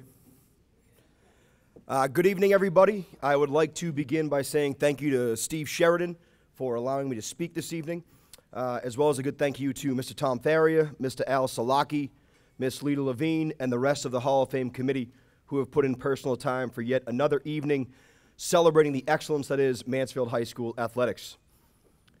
As an alumnus, current educator, and coach in the Mansfield Public School District, the moral, ethical, and physical foundation that athletics provides for our young student athletes cannot be emphasized enough. This is our second class of inductees in both men and women's soccer, and no doubt the talent on the field is matched by the character, personality, and commitment off the field as active citizens. As this is only our second entering class, Mr. Brian Medeiros and Mr. Ryan Lutz are the second and third overall inductees to the Men's Soccer Hall of Fame, and Ms. Jen Volo is the third individual to be inducted on the women's ticket. As an elementary and middle school student who grew up watching these three student athletes at Memorial Park, it is no surprise that all three individuals' accomplishments and talents are finally being recognized. And just as an aside, I watched 41-year-old Brian Medeiros today run circles around 18 to 22-year-olds, so you still got it, and I'm very jealous.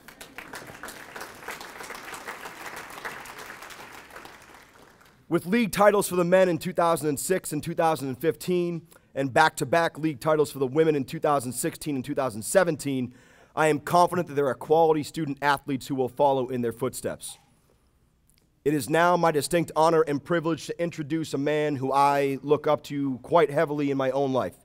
A man with 110 career victories over 10 years as the boys' head coach, and he only had 4 in his first 2 years. Great growth. A man who has shaped my own life and the lives of hundreds of young men from Mansfield High School. A man who can claim ownership of Mansfield High School's first soccer league title in 2006. A confidant and a friend of mine, Mr. George Giannaludis. Thank you very much for those kind words, Robbie. What an awe-inspiring night tonight. I was just happy to sit in the back and listen. Talking about the class of 1956 and a coach that's 89 years old that can still pick out his starting lineup. I mean, that's awe-inspiring. So I just want to say thank you for having me here. Thank you for allowing me to speak for one of my all-time greats, Ryan Lutz. It's just an honor and a privilege to be a small 10-year part of Mansfield High School sports. So to the committee and to everybody here tonight, thank you.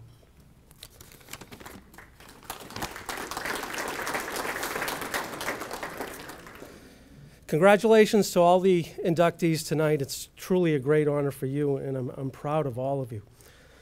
Tonight is, for the people that were inducted, it's a night of permanence. This is something that is from tonight to forever. And you can't say that about a lot of things. So your name is on the board as being a Mansfield High School Sports Hall of Famer, and that's forever. Your high school years, 4 years, hopefully happy 4 years, hopefully successful 4 years, but they were just that. They were 4 years, and you move on to bigger and better things and become a family person or a professional and hopefully a great Hall of Fame human being. And I know the 2 soccer inductees tonight fit those categories. I'm proud of both of them. I know them both very well, and I'm thankful to say that. But it is permanent. So what's been given to you tonight can never be taken away. So be proud of that.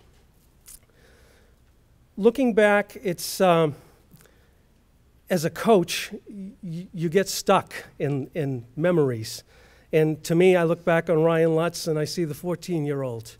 I see the freshman who made the varsity team with 3 others that year in my first year at Mansfield High in 1998. And, you know, was I doing the right thing, bringing up a freshman and having him play? It could have gone horribly wrong. Thankfully, it didn't. I had a team of sophomores on JV. I was building a fledgling program, so I thought that was the best route to take. And Ryan came through, and it was tremendous. And there's just a couple instances that I'm going to speak, and I'll bring Ryan up here, but some things that just stick out in my memory.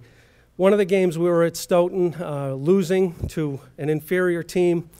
Time was running out. Ryan's a freshman, sitting on the bench. Had a great day of practice the day before, so what do? Well, I think Ryan can do it. I think he can win this game for us. Coach Sheridan, sitting to my right here, said, don't do it. Coach Smith, who's the current girls' coach, was my assistant at the time. Don't do it. I'm the head coach. I did it. And guess what? Ryan scored a goal. We won that game.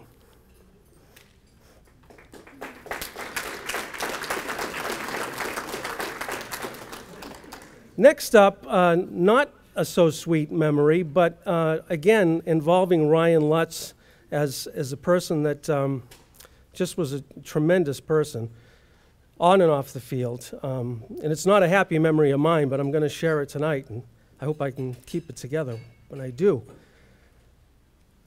I was known as kind of a hothead. For those few people in the room that do know me, I was really a hot-headed coach, and not proud of it, but yeah, I am what I am. And I got thrown out of a game. By being thrown out of a game, it meant 2 days suspension. So I couldn't coach my team, I couldn't be on the field, I couldn't be anywhere near the players for those 2 days. The look of disappointment in Ryan's face, I will never forget. And it was a memory ingrained in me so much that I disappointed one of my players. Never happened again, never even came close to happening again. I just wanted Ryan to know that despite how bad it was you that made me change a little bit, my friend, to not be that guy with the chip on his shoulder all the time. So, again, thank you. And lastly, with Ryan, an all-state player from Mansfield High School. Now, it's no secret, when I started in Mansfield High in 1998, awesome football, awesome field hockey, basketball up and coming, some great sports, some great tradition. And soccer started in the late 80s here. So, you know, we weren't known for soccer, let's put it that way. We wanted to be like the sports that I just mentioned, and I think they're well on their way now to follow in those great footsteps. But just back then, to have an all-state player from Mansfield was really something. And today, if Mansfield gets another all-state player, it really is quite an accomplishment, and Ryan was all-state. Aside from being that, he was National Honor Society as in high school, so well-rounded, comes from a great family. He's here with his wife Laura and his dad Rich tonight. Great family for both the boys inductees tonight, or men's inductees now, but like I said, I still see them as 14-year-olds. So they both come from great families, solid human beings, solid people, great family men, and I'm very proud of both of them. So Brian, even though you got Coach Bortolotti here for you tonight, I just wanted to say that about you. And Ryan Lutz, I couldn't be more proud. Come on up.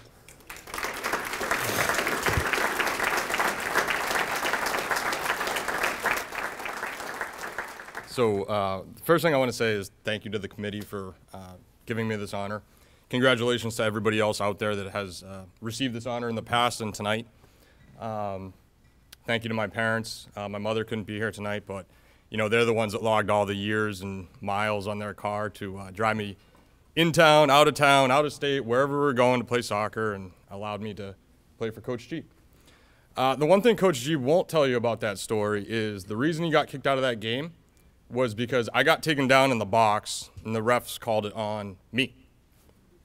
Kind of busted up my shoulder a little bit, so he got on the refs, got a red card. Unbeknownst to us, we actually lost that game because it's a forfeit. But I can honestly say that I was never disappointed in this coach. He's the reason that I was able to make it all-state, all-star, whatever have you. And he set a great example for our program. He set a great example for every kid on that team. And he took a chance on a freshman. and like he said, put me in a game early on against his other fellow coaches' will. But it worked out, and I think it worked out well for all of us. I look back at my time in Mansfield, and all I have is good memories. And that's not just soccer, that's Mansfield High School. It's not often that you go to a high school and you can have your best friends there, great coaches, great staff, all these volunteers that do this every day, not because they're getting paid big bucks to do it, but because they want to make a difference in kids' lives. And I think that is one of the most underrated occupations, volunteering, whatever you want to call it, one of the most underrated things in this day and age is all the volunteer work that you guys do, Coach, that you've done in your life, and all the other coaches out there. And I just want to thank all of you for doing that and giving us an opportunity to play a sport that we love. You know, I really, this is a very cool honor to have. I was lucky enough to watch Brian play when he was in high school. My brother was on his team maybe his freshman year. I grew up in the program. I was running the sidelines, being a ball boy for my brother when he was playing JV soccer. So this is a really cool thing, and this is a permanent thing, like George said, and it's very cool. So I just want to say thank you, and you know, I would never have this opportunity if we didn't have a solid person, coach, mentor in my life like George Giannaluce. So all my thanks to him, and thank you guys very much.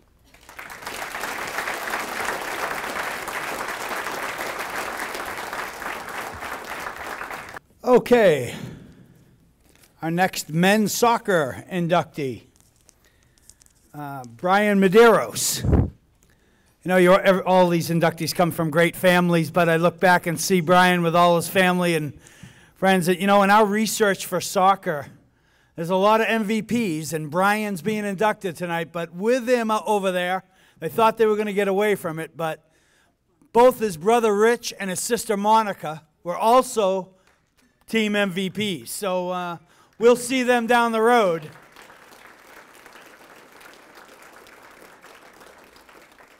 So to induct Brian, please welcome former coach Joe Bortolotti.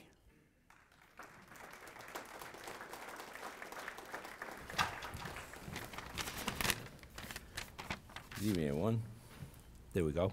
Just a little better. Oh, I forgot. Turned into my dad. Now I know why he carried around 3 sets of glasses all the time. Oh, everybody's laughing. Yeah, okay. Yeah. It'll happen to everybody. Well, good evening. Tonight is a special night. I certainly feel privileged to be here. And I would like to start off by offering my congratulations to all the Hall of Fame inductees that have been presented and inducted this evening. It's a good thing to celebrate all their hard work, dedication, and success on the field and off the field of play as well, as we're doing this evening. I happen to have the unique, distinct honor and pleasure to stand before you tonight to introduce, I believe, one of the finest players to ever grace a soccer field wearing the green and white of Mansfield High, and that's Brian Medeiros. Brian is, Coach G had just a little while ago had commented on, had brought up that soccer had started, the high school program started in the late 80s. And Brian and I were the other day, hashing that over, figuring out when that was. And Brian happened to be, so he was a bit of a pioneer as well. He and his brother Rich were involved in the in-town youth program that had gotten started in the 80s. Now, mind you, some of the other teams in the leagues, the Franklin and Foxborough, Stoughton, Sharon, for example, I mean, they'd had youth programs since the Stone Age, and they'd had, high school programs since the 60s. So Mansfield was starting, not necessarily in the pole position. Well, Brian was on the first travel team out of that Mansfield youth program in 1987, and that was when the high school program started. And so, naturally, right out of the gate, soccer takes a while to learn how to play. Mansfield was taking its lumps in the league early on. And at that time, I was involved in the youth program here in Mansfield as it was getting started. But, most of my charges were under the age of 12. But when the coaching position came available, opened up here at Mansfield High, that's when I got to first meet Brian. And it was shortly after I was named as the head coach of the boys program. Brian, I met with Brian and his fellow co-captain. Brian was selected by his teammates to be a captain for his upcoming senior year. And according to some of the folks that I had spoken to in the town who were familiar with Brian and Brian's play, they were telling me that he was, he's probably the best player on the team. And they were right. Brian definitely had the tools, the physical tools. He had height, speed, stamina. He was strong on the ball, and he had a very good field presence. And he was also nearly as bow-legged as the head coach, so that he had a little competition in that regard. But Brian had, as I was saying, he was a bit of a pioneer. So he was involved in that youth program, and then the early stages and early years of the high school program. And when I took charge of these young men, and I watched the interaction of the teammates with their captains, I could see that the team had chosen well when choosing someone to wear the captain's armband. So I knew that I would need Brian to be an ally, if you will, if we needed to make any kind of sea changes or any major changes in the program. I mean, I may have been the head coach, but I was still the new guy, and I had to earn the trust, and I had to earn the trust of the other players, and I needed Brian to kind of help me sell that. So after the team, you take over a team, you pretty much want to keep the kids where they're comfortable, playing certain positions. Brian at the time was a central midfielder. He had scored, I think he was one of the leading scorers on the team the season before, so it seemed to make sense that that's the position he should be starting at. But after we got out of the gate in our first two games, we gave up a combined 14 goals in those first two matches. I thought that a shakeup was in order, as we were about to face Foxborough in our third match. Now, at that time, I'm not sure if Foxborough was the defending champion, but they were certainly one of the powerhouses in the league. They definitely had the pedigree, number of league titles behind them. Also some Eastern Mass championships. So I went to Brian and I kind of told him I had to make a little change, and I wanted to move him back, to sweeper back. That's a defensive position, way in the back. Brian was tough to read. I couldn't tell if he liked it or didn't like it, but he was kind of like, you're the coach. This is what you're going to do. So he seemed neither disappointed or thrilled. But I did hear a few grumblings from his teammates. One of the advantages that a soccer coach has is that he can often dress and look a lot like a soccer player. So standing within the vicinity of the players, I could hear him grumbling a little bit. Brian's Brian's always center midfielder. Brian should be there. He's our leading scorer. Why is the coach doing this? So I had a little bit of doubt from my players. Well, we went over to Foxborough in that afternoon. We played over there in the Booth Playground Field. And for the first time in Mansfield's program history, we defeated Foxborough by a score of 2-0 with our backup goaltender in between the goalposts. So with Brian Medeiros as our sweeper back, settling down the defense, giving the team some stability, our backup goaltender pitched a shutout. Not only that, to make the day even better, the starting goalkeeper had scored a goal when he was playing in the field. And it would be 11 matches before we gave up our next 14th goal. So I think what I'm trying to say is, even though Mansfield was making a turn in that soccer program, I mean, the championships that came later, but Mansfield had to make a turn, had to get some confidence in themselves, had to get a bit of swagger in their step. So after we defeated we had that big win in Foxborough, and the kids all bought in, and Brian was going to center the team from the back, and literally put them on his shoulders and carry them the rest of the season. Brian still ended up being one of the leading scorers on the team that year, even from his sweeper back position. I believe he finished with a total of 8 goals and 3 assists that year. And his 8 goals were no cheapies, no gimmies. 4 of them were off direct kicks.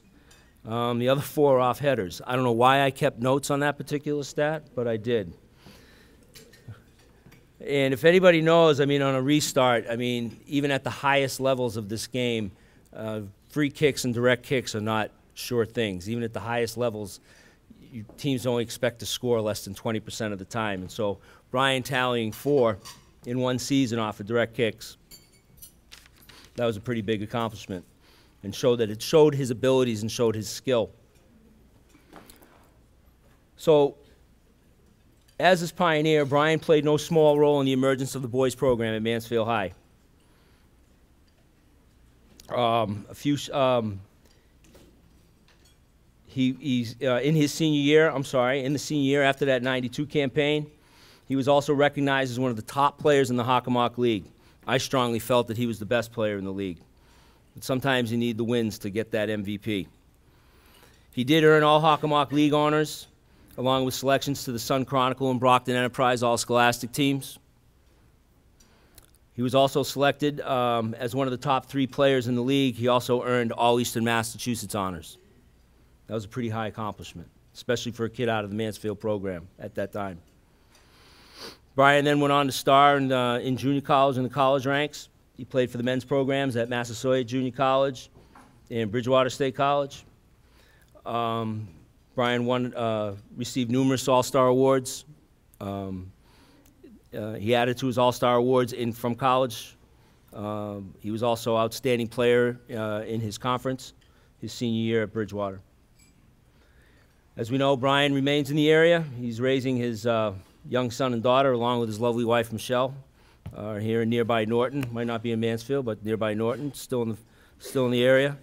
I know he remains close to his family. He's a loyal brother to Rich and Monica, and he's a devoted son to his parents, Tony and Elena. I consider myself fortunate to have coached Brian Medeiros.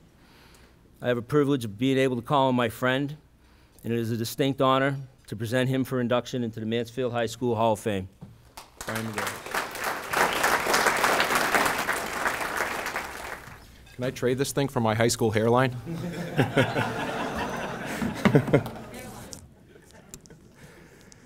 Oh, this is surreal. Being up here, accepting this honor, being selected by a group that includes people like Coach Redding and Coach Levine, who I know were already legends when I was still in school. So thank you. Thank you to the entire committee. It's an honor to be in the company of all inductees, past, present, and future.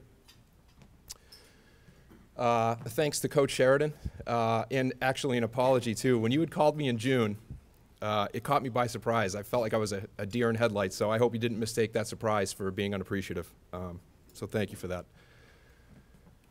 I want to thank Joe. Your coaching and mentorship were crucial to my development and success, not only in high school, but beyond. Thank you for that. I want to thank my family. First, my parents. You instilled in me a passion for soccer that I still have today, and your unrelenting support is so very much appreciated, not only in soccer, but in everything in life. I want to thank my brother and sister, who are both phenomenal athletes and very successful soccer players. Their success served as constant motivation for me. I want to point out my brother in particular, not because his success was any more or less than my sister's, but he was older, he was someone I looked up to, and I actually got to play a season with my brother in high school. Actually, truth be told, it was about half a season, because his senior year, he suffered a pretty severe injury that cut essentially his soccer career short. But in just about half a season, my brother scored, I think, like 13 or 14 goals. He set the bar, and that was a bar that I always tried to reach. So thank you for being such great motivation for me to always try and be at my best, Monica and Rich.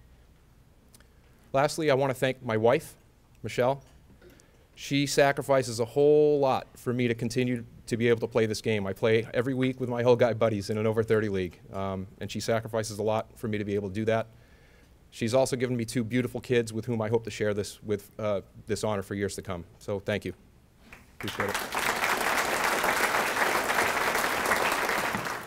Okay, our final inductee of the evening, Jen Volo, will be presented by her dad. Please welcome John Volo.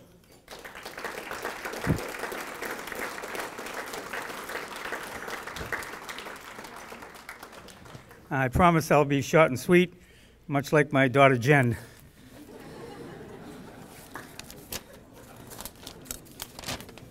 It's a big sheet with big letters.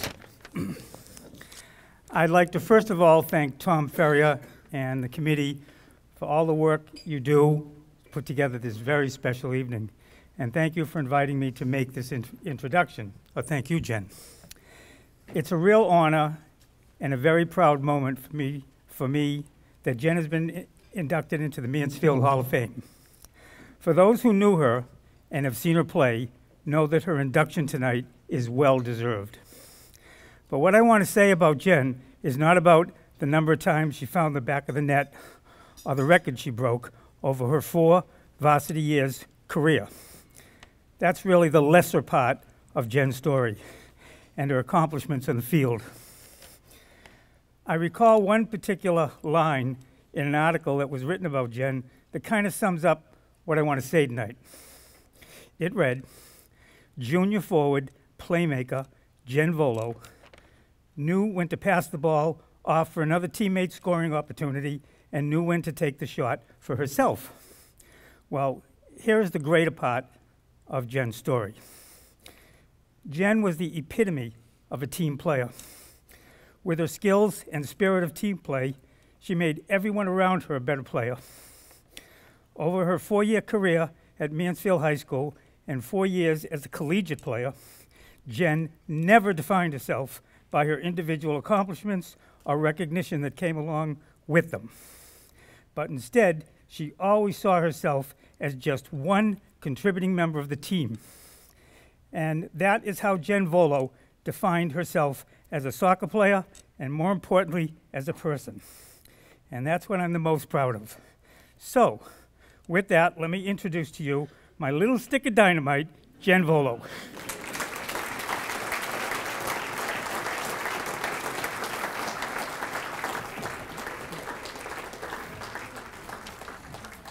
Alrighty, it's a little intimidating here. Mr. Redding, I know you've been waiting for this. How's it going? First of all, I want to congratulate all the other inductees tonight. I can only imagine that playing with you or watching you play was amazing, was out of this world. I want to give a special thanks, Ryan, you stole my thunder there, to Brian Medeiros, or a special notification. You could hit the back of a net from here every other game. Like, I mean, this was a fireball coming at you. He was one of the greatest players ever. And his sister was somebody I looked up to, like he looked up to his older brother, Monica. She was pretty amazing. So anyways, I want to say congratulations to all of you guys. I want to also give a quick thank you to my family and friends. Marie, can you hear me out there? Yeah, there we go. I am so grateful for having been involved in such a wonderful program throughout Mansfield High School. Being a Green Hornet will always be one of my legacies. Our town is certainly the best, and I give a huge thank you to the Hall of Fame committee for selecting me. What you guys have put together is wonderful, and I can't thank you enough. I know you guys do this on your own time, and it's phenomenal that you take the time to do this and induct all of us. I was so flattered when I found out that I was going to be inducted. I know there was a little discrepancy with some of the records, and I feel honored that I'm still up here. Anyways, to this day, I must say there's nothing ever better in my life than playing a game at Memorial Park Field, a night game. The smell of fresh cut grass, the lights just so bright shining down over you like we're the Patriots, like we're the most important team in the world, because at the time we were. Sometimes I wonder if I wasn't involved in soccer where I would be today, because it offered me a safe place to be every day after school. It taught me sportsmanship, it taught me dedication, it taught me teamwork, and it introduced me to some of my best friends still today. And while my dad played a large role in me attending college, soccer was a huge ticket for me to get in.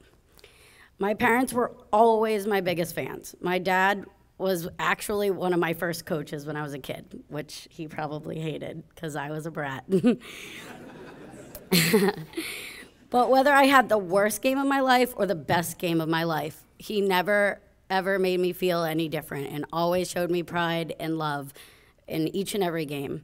My parents attended almost all of my games and, of course, drove me every which way back and forth, like I'm sure many of you have. One of my, so I'm gonna leave with this, which is when I was a kid, one of my favorite shows ever, and a lot of you will be able to relate, was The Wonder Years. And this is a quote from The Wonder Years. "Things never turn out exactly the way you planned. Growing up happens in a heartbeat. One day you're in diapers, the next day you're gone. But the memories of childhood stay with you for the long haul. I remember a place, a town, a house, like a lot of other houses, a yard like a lot of other yards, on a street like a lot of other streets. And the thing is, after all these years, I still look back with wonder."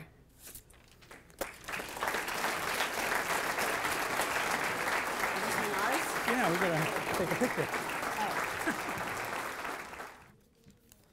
You're a lovable brat, Jen.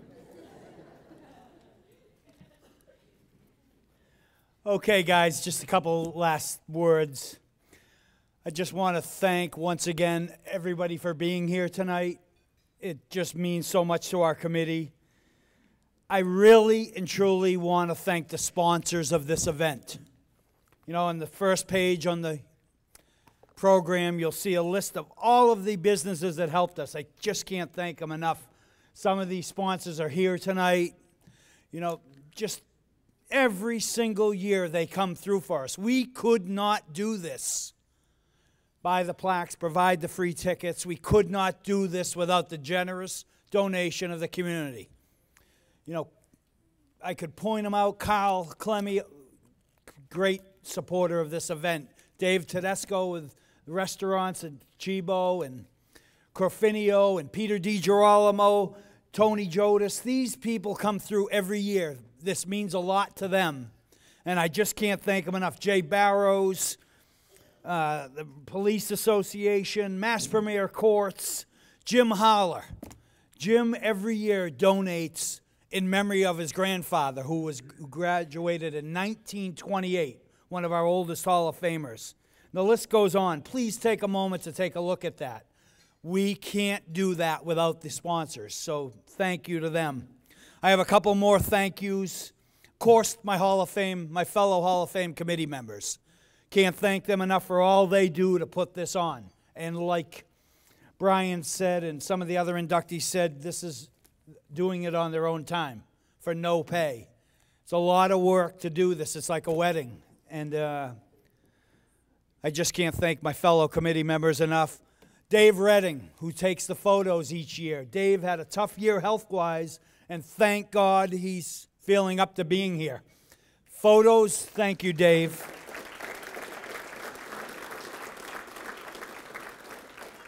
If you go on the MansfieldFootball.org website, you'll see some pictures that he took tonight. So, and he'll get to it as soon as possible. So, thank you, Dave. Of course, I want to thank my wife for all of her work helping me out. Mansfield Cable, Jack O'Neill in the back for filming this. Jack is just incredible in what he does for the community.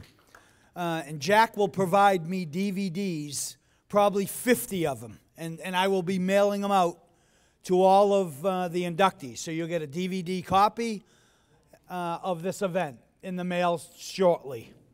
And last, I'd like to thank Nicole Redding. Nicole, every year, in addition to raising 3 children, she takes the time to put together this program. It's a great program. Please take it with you. And that's it, folks. Once again, thanks for being here. Drive home safe. Have happy holidays. And inductees, I hope you come back every year. Thank you very much.